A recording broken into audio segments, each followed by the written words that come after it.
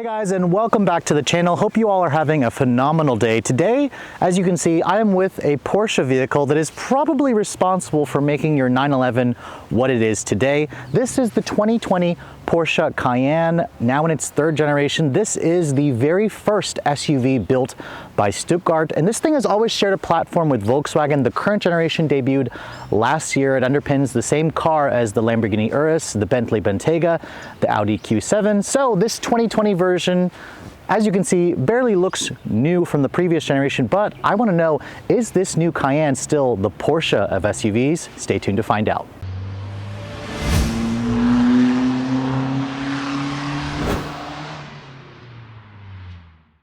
So one of the top questions people keep asking me all over our social media platforms is, what is going on with the Cayman? I thought you were trying to sell it. Yes, I am still trying to sell it. I've been trying to sell it for a while. However, it's not quite as easy to sell a car like that as opposed to the Tesla Model 3, which sold in a matter of a few weeks when I really wanted to get rid of it. Plus, I had a few people interested in it, and then the COVID-19 thing happened, and that all just kind of fell off a cliff. So low-key, it is still for sale if somebody is interested in it. And my lease is up on it at the end of, or next year, next spring. So I may just end up keeping it. We'll see. But anyways, the Cayman is in the at the dealership right now for its 2-year service. It's part of the prepaid maintenance that I got for the car. That's part of the lease. Basically, everything is included for 3 years. I know a lot of people ask me, what's the maintenance like on Porsches?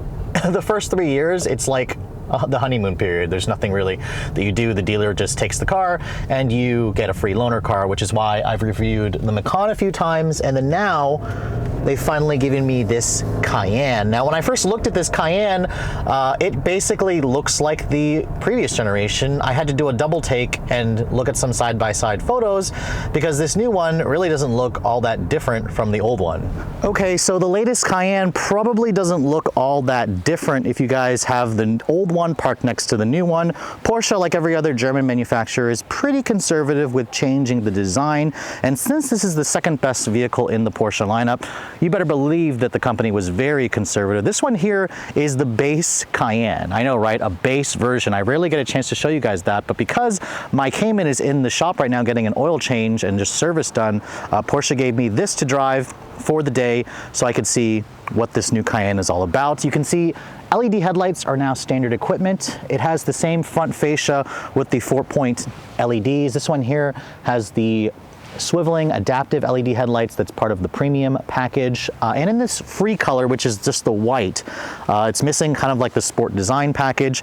It's still actually a really good looking SUV that is instantly recognizable as a Porsche. It'll pretty much look timeless for years and years to come. Now, this new generation is the MLB platform. As you can see, it's about 3 inches longer than the previous generation, and it shares a platform, of course, with that Audi Q7. Compared to the Q7, it's about 5 inches shorter at 194 inches long. This is the same length as a BMW X5 and a Mercedes-Benz GLE, and of course the upcoming Genesis GV80, which will be a direct rival to this. At the rear, Porsche gave this thing the same kind of look that we got on the new 911. It also shares some things with the Panamera with the full width LED taillights. You can also get the taillights kind of clear tinted if you guys prefer. And then this one here, being the base model, doesn't have the optional sport exhaust, which is like another $3,200. So overall, let me know in the comments below what you guys think of the overall look. I especially like these wheels. You can go up to a 22-inch wheel if you guys prefer, and Porsche offers so many different options, from a sport design package, carbon fiber. You can add roof rails on the top. You can basically customize this thing to your heart's content, or however fat your wallet is. So of course, the loaner spec is often the poverty model, although I do like this one with its 21-inch wheels. Pricey option at $4,500. I probably wouldn't go for that. And just, it's outrageous to pay that much for wheels. But with the right options like the Sport Chrono package, the Sport Design package, you know, the right wheels, the right color, the Cayenne, I think, is actually one of the best looking of the mid-size to larger SUVs, these crossover SUVs. As you guys know, the Cayenne is the one step above the Macan, and the last Macan that I drove also felt very Audi Q5 like in its driving dynamics, and I'll save to talk about the drive for this one in just a moment. But I will say that the upgraded interior, Porsche always does a really high quality, classy, nice smelling cabin, and this 2020 Cayenne is certainly no exception. And of course, on the inside of the latest generation Cayenne, if you're very familiar with the interior of the latest Panamera, Porsche essentially took most of that car's features and transplanted that into the Cayenne, which is, again, their second best-selling model. So this interior is very open, very airy. It's very spacious in here, which is not typically what you associate with a Porsche SUV. But stepping inside the interior and shutting the door sounds very solid. It has that Germanic solid thunk, and you can also option in a soft close door for $700 if you prefer to. And just like other Porsches, this one has the entry and drive system, so you have to turn this little stalk here to the left side of the wheel with the key fob in here, and you can hear it will fire up. You can see the updated infotainment system in here looks great. And the one thing about these Porsche SUVs is you won't mistake them for Audis when you get into the interior. It is very uniquely Porsche in terms of the design, right down to the Porsche specific steering wheel with its very fat rim. This one here is not the sport design steering wheel where it'll give you like a thinner, smaller design to it, but you do have a heated wheel, which the button is behind the actual bottom part of the stalk. When you push that button, you can hear it has a very satisfying click. It has real metal paddle shifters, of course, and then the wheel is power tilt and telescoping, which is nice. And in traditional Porsche fashion, you have a center mounted tachometer here, which is actually analog. The tach looks great, and it's flanked by these two LCD screens to the left and the right, which are interchangeable. The engine, as you can hear, kind of disappointed with how slow it revs, but we'll talk about that as we go further into the driving scene. You can see, just like other Porsches, I can put the GPS on that side over there by rotating this little wheel, or I can change the way this looks over here with the fuel gauge. You can see all your different car information. You can see your torque distribution, a G-force meter on the base model, which is unnecessary. And then over here, you can basically just change it between navigation, speed limit, and your trip computer and odometer over there. So not quite as customizable on the left side as opposed to the right side. And just like everything else with this interior, I'm pretty pleased with the way this one looks. Now, I will say this interior is a $4,500 option. $4,500 because you have the beige with gray two-tone here with the upgraded leather that you find all over the dashboard here with the real stitching. This is real leather, of course, real leather down here, which is nice. Actual genuine leather and stitching on the door panels, although on this lower part here it is actually covered in leather, but it's not very soft, but it feels really high quality, which is nice. My tester also has the Bose premium sound. For $5 more, you can add the Burmester sound system, which sounds phenomenal. It's worth the $5 if you guys are audiophiles. The window switches have this very satisfying click. Typical Porsche and Audi or Volkswagen product, feels really nice. I don't particularly care for the piano black trim. You can replace this with wood or aluminum if you'd like. This just shows a lot of fingerprint marks, which is annoying. The premium package that my tester has includes 3-level memory seats and 3-level memory seats on the passenger side, and you also have heated and ventilated seats, but the heat and ventilation is optional. This particular one here just has heated front seats and ventilated front seats. Another $740 extra for the ventilated seats. It's not even included with the premium package, which is kind of an insult. You have dual zone climate control here. If you have the premium plus package, which my tester does not, you'd have quad zone climate control. So in typical Porsche fashion, they charge you extra for everything. Now, what does look good here is the 12.4-inch LCD touchscreen, of course. It's 0.1 inch bigger than Mercedes and BMW, just to one-up them. And this is the latest Porsche head unit here. Although it's not the intricate wall of screens that you find in the latest Taycan, this does look fairly nice. You can see it includes things like wireless Apple CarPlay, of course, which is a nice feature. If you put the car into reverse, Porsche gives you a pretty good backup camera with parking sensors. And if you want 360 camera, you have to get an assistance package for another $6,500, which my tester lacks, which means it doesn't have adaptive cruise control. But you do have things like Porsche's automatic emergency braking, which they call active assist, and blind spot monitoring, which is extra technically. So unlike our typical in the German SUV family, Porsche makes you pay extra for everything, and it's just kind of inexcusable. A lot of the Japanese luxury brands, or even Genesis that's coming out, gives you all the driver assistance as standard. It's not a $6,500 option like what Porsche does. And this overall head unit here is fairly easy to use. I like that it's a touchscreen. I like that Porsche puts all your outlet or sources over here on the left side. You can see there's navigation, which the navigation display looks fairly nice. You can choose your media here, where you can change all your different sources, your phone, the car settings here, where you can change your drive modes, of course. You can go into an off-road mode, which my tester does not have the off-road package, which would include an adjustable air suspension, where you could raise and lower this car between 7.4 to 9.6 inches of ground clearance. This one has the steel suspension, which means it has 8.2 inches of ground clearance, which is pretty good considering this is a car-based SUV, of course. You can also change the interior lighting in here to whatever you like. You can customize everything. The graphics and the screen looks beautiful. This is what I expect in this very pricey segment, and it all works fairly well. This is one of the better ones in the industry, so I'm pretty happy with that. You can see pulling up the Apple CarPlay, you can pull Waze in here, but if you guys want the screen to take up the entire display here, I'm sad to report that Porsche does not allow you to do that, which is, I'm guessing, an Audi Volkswagen thing. I was hoping I could allow this CarPlay to take up the entire 12.4-inch display, which would have been nice. Going to your settings here, you can change all your different settings right there, and then there's your home screen. So this infotainment system, fairly easy to use, a slight learning curve. Porsche also has gotten rid of most of the buttons here with touch-sensitive buttons, but if you touch the button, it actually gives you a little bit of a haptic feedback and a click noise. And then there's a volume knob wheel over here to turn the radio up and down. And then more of these touch-sensitive buttons here. My tester also doesn't have the PASM Sport Suspension, the Active Park. You can see the button is there, but it doesn't actually illuminate. So reminding you constantly you got the baser end of this car. I like this little grab handle here. This has always been a Cayenne thing. It's wrapped in leather. It feels nice and sturdy, which is really a great feature in here. You can see cup holders, a little bit more storage, and then this is a slightly padded leather covered armrest here with two USB-C ports in there and a fairly good amount of storage. It's also lined with felt in there. It's a very nicely finished. The seats, these are the 14-way adjustable buckets with the 3-person memory, as I said. You also can upgrade these seats to an 18-way, and you can also add massaging seats for like another $2,000 to $3,000 extra, which my tester doesn't have the massage seats.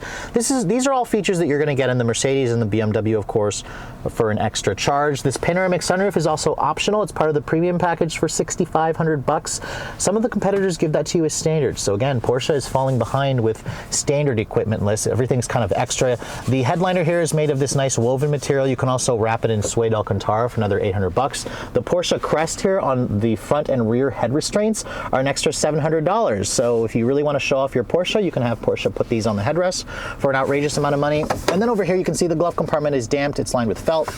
It's a fairly good size. This clock right here, I don't really like the way it looks. If you guys have the Sport Chrono package, which this particular one is missing, it'll include the Sport Chrono watch, or you can also get an off-road package where it gives you this little timer. I don't really like the analog clock as it looks there. It looks a little bit plain and a little bit cheap, kind of a little bit like an aftermarket look. But overall, this cabin is really roomy. You have really great sight lines. You can see out of it well. So in terms of what you expect from Porsche, this interior has most of the tech features that you want, but the problem is it's all optional, it's all extra, and you can quickly escalate the price of this thing into ridiculous territory if you guys aren't careful with the options. Now, I had trouble finding the rear seat spec space on the Cayenne. Porsche tends to bury that deep somewhere, and they don't always like to share the numbers, but you should know compared to a Macan, you get significantly more space in the back seats. The back seat of the latest Cayenne is a pretty spacious environment. I was actually looking for the rear seat legroom figures, and Porsche doesn't post them anywhere.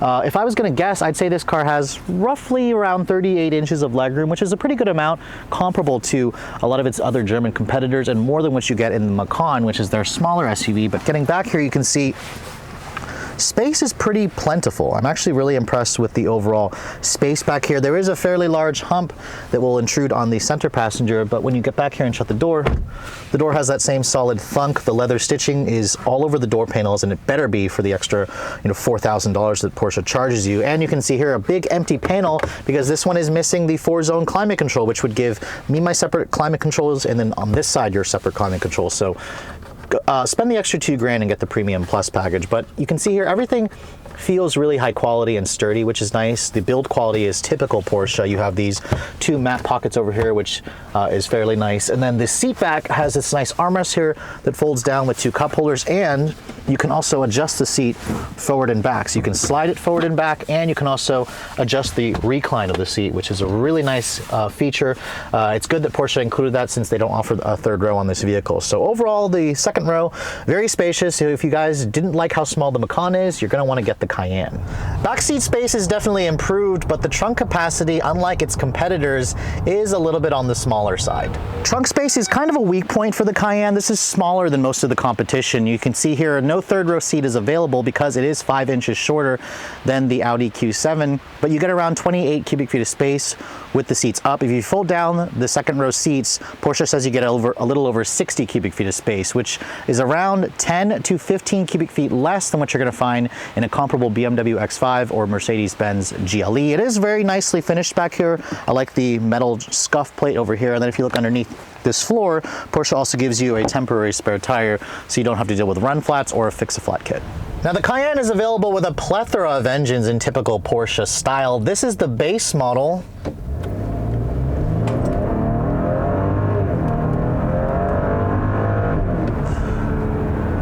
For a base engine, it's not bad. And under the hood of the base Cayenne, you're going to find the same powertrain that you find in an Audi S4 and S5. This is an Audi engine. It's a 3-liter single turbo V6. So it's a turbocharged V6. This replaced the previous generation's 3.6-liter naturally aspirated V6. Now horsepower and torque obviously went up. It now makes 335 horsepower and 332 pound-feet of torque. Those numbers basically match the output that you find in a BMW X5 40i, which is their 3-liter inline-6. Mercedes does a more strong or more powerful 6-cylinder in the 450 GLE, which has 362 horsepower. This is a good base engine for a lot of people. It should satisfy a lot of people. Porsche says you'll get to 60 in 5.9 seconds, 5.6 if you guys go for the Sport Chrono package. It all goes out through a conventional 8-speed torque converter automatic that's built by ZF. Fuel economy is lagging behind most of the competition at 19 in the city, 23 on the highway. Now, of course, keep in mind, if you want more power, Porsche offers several different flavors of the Cayenne. There's the S model, which has a smaller 2.9-liter bi-turbo V6, which basically adds another 100 horsepower. There's the hybrid version, which takes this engine and adds an electric motor to make 455 horsepower and get the best gas mileage. There's also a turbo version, which has a 4-liter twin-turbo V8 with around 540 horsepower. And then on top of that, you can get the Turbo SE, which is electrified, of course, with an electric motor, which makes around 640 horsepower. So all different power levels, obviously, depending on your budget and how much performance you want. This car, even with the base motor, will tow a maximum of 7,716 pounds. And Porsche, because they've switched it over to the MLB architecture, which has more aluminum, this thing weighs a few hundred pounds less than the previous generation at 4,500 pounds. It's actually lighter than the Mercedes and the BMW, between 300 to 500 pounds lighter. So those of you who have never driven a Porsche in general will get into this Cayenne and think that it's a really nice luxury SUV, and it is. It has 335 horsepower, 0 to 60 in around 6 seconds for one without the Sport Chrono package because it doesn't have the launch control. And this is going to be sufficient power for probably 80 to 90% of luxury buyers. The problem is I own a Cayman GTS, a Porsche sports car. And when I drive a Porsche SUV, I expect it to have some hints of the fire that I get in the Cayman.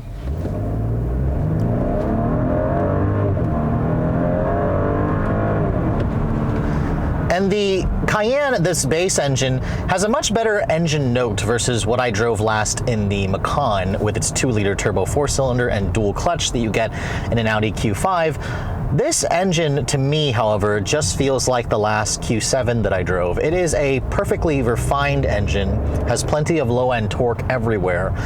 It makes a decent growl, although I would recommend checking the option for the Sport exhaust, which is a pricey $3,200 because it will probably improve the sound. This one with the standard exhaust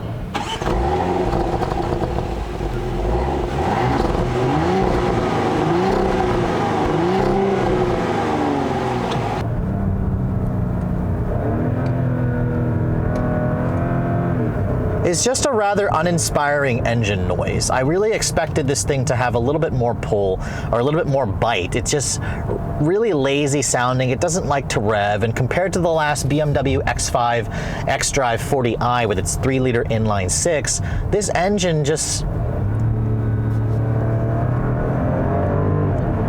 it leaves you wondering what this S motor is going to drive like, because I actually haven't driven the 2.9-liter twin-turbo V6. That engine is also found in something like the Audi RS5, which I'm hoping to get my hands on soon to drive, but it has an extra 100 horsepower over this engine, and it will probably move out the Cayenne much better. I mean, this generation got a weight reduction. Remember, this is based on the MLB Evo platform, so it's a, it's an SUV, or it's a platform that supports longitudinally mounted engines, not a transverse mounted engine like you would find in some Volkswagen products or like a Volkswagen Tiguan.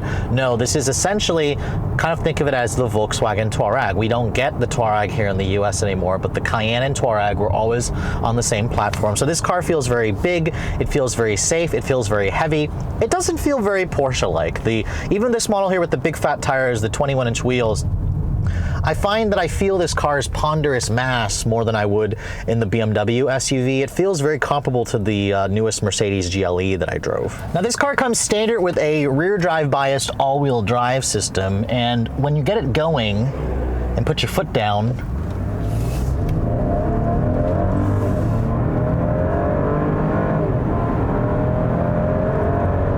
you can feel that the all-wheel drive system is trying to send most of the power to the rear wheels. I wouldn't say it has, the same kind of torque vectoring you're going to find in the upper trims of the Cayenne, but this thing just has a very planted feel.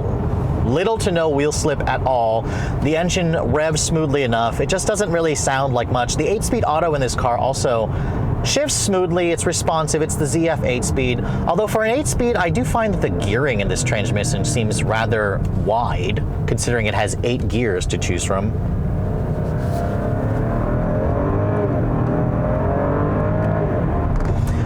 But it definitely feels like it'll get to 60 in around 5.9 seconds. Porsche is typically conservative. They also say the top speed of this thing is 152 miles an hour. Keep in mind, if you guys go up to the Turbo SE hybrid version, that'll do 0 to 60 in 3.6 seconds, so 2.5 seconds faster, but it also costs $161,000, so basically twice the price of this one that I'm driving here. Now, the rest of the driving dynamics, this one, when you put it into normal, mine doesn't have the Sport Chrono package. It actually has a relatively good ride quality. The 21-inch wheels do transmit a little bit more impact harshness into the cabin. So if you want a softer ride, go buy yourself one that has the base 19-inch wheels, or go buy one of its competitors, which are even softer if you got the right option.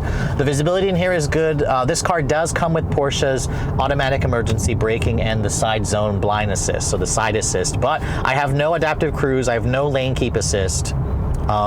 No traffic jam assist. That's all included as part of an assistance package for $6,500 more on top of the $80,000+ that this one already costs. So it's very much an insult. Porsche charges a lot more money simply because they are Porsche. They do whatever the hell they want, and people buy this brand because it's a prestige brand. It's even higher, I think, considered on the totem pole versus BMW and Mercedes. Porsche is very much known for building exquisitely built cars and just the level of customization that you can get. So if you're buying a Porsche or leasing one, you've got money, and that's why owning a brand like this, maintenance is always something that I feel a lot of new buyers who buy a Porsche, they buy the prepaid maintenance package, which I would. I mean, I would keep this car for 3 years, because after that, you do have a lot of expenses occurring up for maintenance charges. I mean, a lot of Porsches require spark plugs to be replaced after 40,000 miles. The brake fluid has to be changed. The labor rates are going to be much higher. So if you guys are on a budget and you're trying to buy a used Porsche without a warranty, I would not recommend it, because it will be expensive. But the good thing about Porsches is they are typically well kept, and they also have surprisingly a better reputation for reliability, and their build quality is excellent. So there is something to be said about Porsche. Just know it's a European car. It's going to be more for maintenance costs, and that's the norm when you buy a European car. The beauty is you got a car that feels really, really well built, solid, comfortable, high-tech, just not so great on value, very, very expensive. That's the typical Porsche thing. And unfortunately, in this base trim, it feels like I'm driving an Audi Q7 more versus a Porsche SUV. So I'm gonna have to wait until I can drive an S, a Turbo SE. For 2021, Porsche also introduced the Cayenne Coupe, which I was actually supposed to be driving the Cayenne Coupe this month at an event in Los Angeles. Unfortunately, it got canceled because of the coronavirus pandemic. So I'm waiting for Porsche to send me one. Still in the DC area here for me to test. Hopefully I'll get a hold of an S version, which has an extra 100 horsepower than this. But I mean, overall, the Cayenne is a very, very nice luxury SUV. Although I do think it has some pretty glaring flaws. Mainly it's centered around the price and the lack of standard equipment. So as nice as the 2020 Porsche Cayenne is, the one thing that I recommend strongly if you guys are looking for the Porsche of SUVs is don't get the base engine. The base engine is going to be fine for probably 90% of normal luxury shoppers, but if you guys are looking for a Porsche, I recommend spending the extra $17,000 and going for the S. This engine, like the Audi Q7 that I drove earlier this year, is a little bit lackluster. It's a little uninspired. It doesn't really sound all that great. It's not eager to rev. And at 0 to 60 in 6 seconds, it moves the SUV out just fine. But I think that if you're gonna spend nearly $80,000 for something like this, you may as well get an extra 100 horsepower and go for the S model and spend a little bit more. Now, speaking of which, this car starts at around $66,800, which is a reasonable amount of money for a Porsche, but keep in mind a BMW X5 or Mercedes GLE is around $5,000 less expensive, almost 10 grand less if you guys go for their rear drive models, which this car comes standard with all-wheel drive. My tester here with the premium package, the upgraded wheels, the upgraded, Bose audio system, the upgraded headlights, the ventilated seat stickers for around $85,000, which is just a stupid amount of money. You can get a fully loaded BMW X5 6-cylinder model, the 40i, with the massaging seats and everything basically, and 22-inch wheels for around $83,000. And that's probably what I would do because I think the BMW actually drives a little bit better than this. It feels lighter and more planted than the Porsche, which is surprising. But really, I need to get a hold of the S and Turbo models to get my final recommendation on the Cayenne. I think it's a really beautiful looking SUV. I think Porsche's done a good job with the styling of this car, but the engine, the base engine, definitely leaves a lot to be desired. And there are times where I'm driving this thing and it felt like I was driving basically just in a Porsche SUV disguised as an Audi, which is a good or a bad thing depending on what you're looking for in a luxury SUV. But with all that said, I hope you guys have enjoyed my full overview on the 2020 Porsche Cayenne base engine. If you're also looking to see the latest cars I'm testing, be sure to follow me on Instagram at redline_reviews, like us on Facebook, and as always guys, please be sure to subscribe to the Redline Reviews YouTube channel for all the latest reviews. Thank you so much for watching. I'll catch you all in the next video.